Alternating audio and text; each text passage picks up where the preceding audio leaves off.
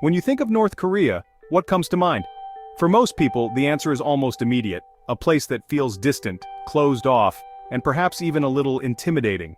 The name alone conjures up images of secrecy and control, a country that seems to exist behind an impenetrable curtain. For many, it's a place shrouded in mystery, a land that few outsiders have truly experienced.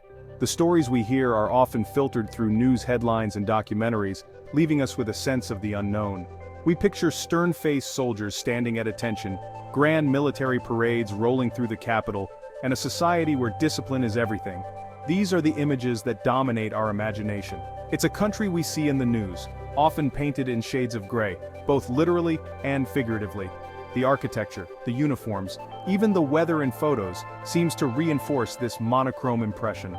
People imagine a place where there is no fun, no color, no laughter, a land where every day is the same, a rigid performance for the outside world. The idea of spontaneity or joy seems almost impossible in such a tightly controlled environment. But is that the whole truth? Is it really possible for an entire nation to be so one-dimensional, so devoid of the small joys and surprises that make life interesting? Is a country with millions of people and a deep-rooted culture truly just monotonous? Can a place with centuries of history, unique traditions, and its own way of life really be summed up by a single word: boring? The label boring is easy to use, especially for a place so few have seen with their own eyes. It's a word that often says more about our own expectations than about the reality on the ground. We imagine empty streets and silent restaurants, but life is never that black and white. Even in the quietest corners, there are stories unfolding, people living their lives, and moments of connection waiting to be discovered. The idea of North Korea being boring is also tied to our own expectations of travel, adventure, freedom, discovery.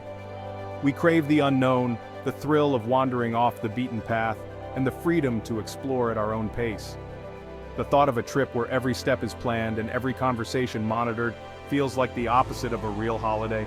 It challenges our sense of what travel should be: spontaneous, liberating, and full of surprises. Yet sometimes the most fascinating places are those that challenge our ideas of the world. They force us to question our assumptions and look beyond the surface. If we look closer, we might notice the laughter of children in a city park, the pride in a dancer's performance, or the quiet resilience of families sharing a meal. These moments, though small, reveal a different side of life here. What if we push aside the boring label and take a closer look at what lies behind it? Perhaps in the quiet corners and everyday routines, we'll find stories that surprise us, and maybe even change the way we see this so-called boring kingdom. Traveling to North Korea is unlike any other journey you'll ever take. It's a destination shrouded in mystery, with a reputation that precedes it. The moment you step off the plane in Pyongyang, you're entering a world with its own set of rules, customs, and expectations, many of which are unlike anything you'll find elsewhere. You can't just show up and explore on your own. Every visitor must join a government-approved guided tour. Independent travel is simply not allowed, and your experience is carefully curated from start to finish. From the moment you arrive, your Korean guides are your constant companions, translators, and gatekeepers. They're responsible for your safety, but also for ensuring you see only what you're meant to see. Your itinerary is set months in advance, with little room for spontaneity or last-minute changes. Every site, meal, and activity is planned, and you'll need to stick to the schedule. You can't wander off or explore on your own. The path is set, and your guides will always be nearby. Even a quick detour or unscheduled stop is out of the question. For some, this feels restrictive, almost claustrophobic. But for others, it's oddly comforting. No planning, no getting lost, just following the lead. The structure means you can focus on absorbing the experience, rather than worrying about logistics. The guides are intelligent, well-educated, and your window into the North Korean mindset. They're often fluent in several languages, and are skilled at presenting their country in the best possible light. You'll spend hours with them, hearing stories about the country's history, culture, and achievements, always with an official touch. Their narratives are carefully crafted, but if you listen closely, you might catch glimpses of their personal perspectives. Building a relationship with your guides, even within boundaries, is one of the most rewarding parts of the trip. Small moments of connection, shared jokes, smiles, or candid conversations can make the experience feel more human and less scripted. The strict rules create a unique travel bubble, protective but isolating. You're shielded from the realities of everyday life in North Korea, but also kept at a distance from genuine interaction with locals. You're always an observer, never a participant. Most of your interactions are with guides or within your tour group, and you'll rarely have the chance to speak with ordinary North Koreans. Respect is paramount, especially toward the country's leaders. Bowing at statues is mandatory, and any sign of disrespect is taken very seriously. These rituals are non-negotiable and are a central part of the experience.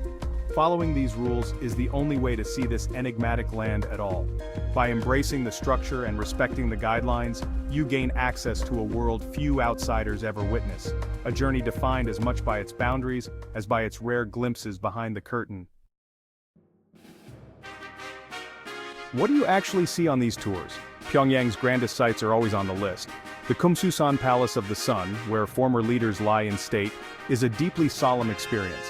The Pyongyang Metro, with its ornate stations and revolutionary murals, is a highlight.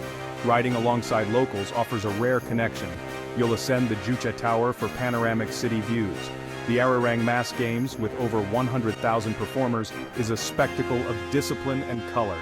Visits to schools or children's palaces showcase astonishing young talent. Outside the capital, you might visit the demilitarized zone, a powerful reminder of the peninsula's division. Natural sites like Mount Myeohyang and the International Friendship Exhibition add variety. Each stop is a carefully chosen piece of the nation's official story. The official tour tells one story, but visitors' personal moments add depth.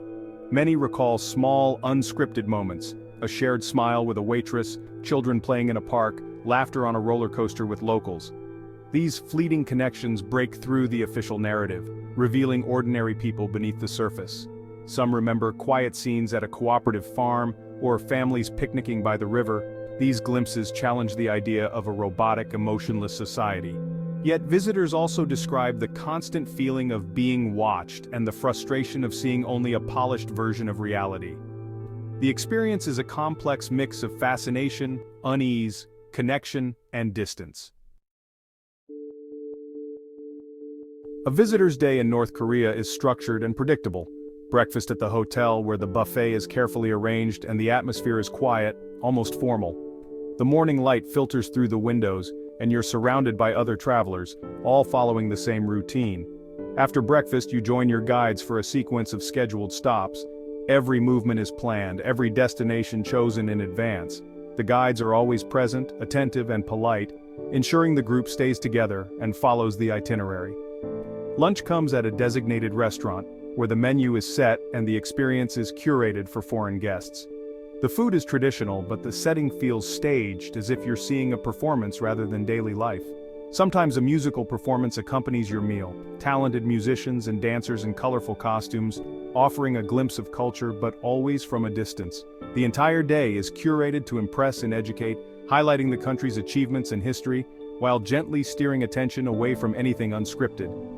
Meanwhile, the life of an ordinary North Korean is glimpsed only in passing. People heading to work in neat uniforms, children walking to school in groups, the city quietly bustling with its own rhythm. In the evenings, families gather in parks or courtyards, sharing moments together after a long day. These scenes are visible from afar but rarely experienced up close by visitors. After the tour, tourists are brought back to their hotels, where freedom to explore is limited. The city outside becomes quiet, and the sense of separation grows stronger. From your window, you see the city lights flickering across Pyongyang, illuminating the skyline and hinting at the lives continuing beyond your reach. You wonder about the stories unfolding behind those lit windows, about the families and individuals whose lives remain a mystery to outsiders. For locals, evenings are for family and community, shared meals, conversations, and simple joys that are rarely witnessed by foreign eyes. Visitors almost never see inside a real home. The private world of North Koreans is carefully shielded, and daily life remains hidden behind closed doors. The separation between tourist and local is profound, maintained by guides and by the structure of the tour itself. Interaction is limited and genuine connection is rare. You witness the public face of North Korea, grand performances, mass events, and carefully orchestrated displays of unity and pride. But the private world, the everyday reality, stays just out of reach, hidden behind drawn curtains and closed doors.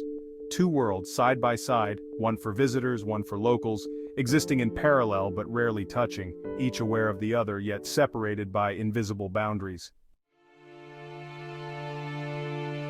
We think of exciting travel as freedom, markets in Bangkok, safaris in Africa, art in Paris. North Korea is the opposite. Every step is planned, every experience curated. On the scale of freedom and adventure, it ranks low. But what if interesting means something else? North Korea is an intense psychological journey. It challenges your perceptions and lingers in your mind long after you leave. Unlike a relaxing holiday, it's an active mental engagement. Compare it to Bhutan, also restrictive but for preservation, not control. North Korea's grip is firmer, its purpose political. Whether it's boring depends on what you seek, fun and freedom, or a story that challenges your worldview. For the curious, it's one of the most fascinating places on Earth. North Korea's restrictions are invisible walls shaping every moment. The biggest no independent movement. You can't wander, discover, or chat with locals on a whim. Everything is filtered through your guides and the official itinerary. You're shown the best. Grand monuments, talented children, spotless streets, leaving you to wonder what's real. The sense of being on a stage is constant, creating detachment and skepticism. Photography is tightly controlled. No pictures of soldiers, poverty, or anything unflattering. Your camera, like your experience, is managed. These restrictions are frustrating, but they are the story. To experience them is to glimpse the state's obsession with control. The invisible walls reveal as much as they hide. Despite the structure, North Korea can still surprise you. The countryside is beautiful. Rolling hills, rice paddies, dramatic mountains. Places like Mount Kumgang and Samo Lagoon offer genuine peace. Pyongyang has water parks, pizzerias, and microbreweries. Families laugh, people relax, life goes on. Human connections, though brief, are powerful. A guide sharing a personal story, students practicing English, a sing-along on the bus. These moments break through the official facade. North Korea is not a nation of robots, but of individuals with dreams and joys. Seeing this complexity challenges the monolithic image we're shown. No country, no matter how controlled, is ever truly boring. Is North Korea the most boring country on Earth? Absolutely not. A place that stirs curiosity, unease, wonder, and empathy can never be dull. The experience is challenging and complex, but unforgettable. The boring label is a simplification. Travel should undo such labels. In North Korea, interest lies in what you see and feel within tight confines. The story is in the mass games, a quiet metro ride, or a cold beer in Pyongyang. What makes a country interesting is its story, and North Korea's is among the most compelling. To visit is to step inside that story, to feel its weight and its humanity. It's a privilege that asks for an open mind and heart. If you're curious, keep exploring. There's always more to discover.